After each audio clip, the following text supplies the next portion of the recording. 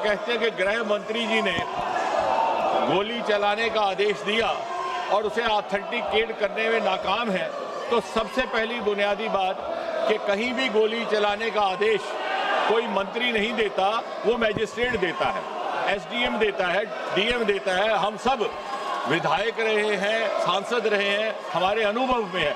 इसका अर्थ ये हुआ कि उन्हें सार्वजनिक जीवन का भी अनुभव में अभाव है।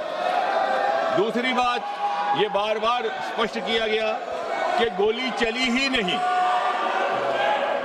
अश्रु गैस, टीयर गैस का इस्तेमाल हुआ, लेकिन जब गोली चली ही नहीं तो आदेश देने का सवाल ही नहीं पैदा होता, और आदेश देने का अधिकार मैजिस्ट्रेट के पास रहता है, मंत्री के पास नहीं। फिर इन्होंने ये कहा कि गृह मंत्री जी के साथ 30 गाड़ियों का 30 व्हीकल्स कैवलकेड, शायद इनको गिनती करने में भी दिक्कत है। इन्होंने शायद वो कैवलकेड देखा ही नहीं कि 30 गाड़ियां कभी भी गृह मंत्री जी के साथ नहीं चलती।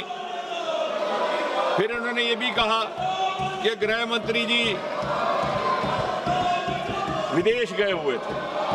हम में से किसी की जानकारी में ऐसा नहीं, कहीं कोई प्रमाण नहीं, क्योंकि विदेश जाने का सवाल ही नहीं। गृह मंत्री जी कभी भी विदेश नहीं गए।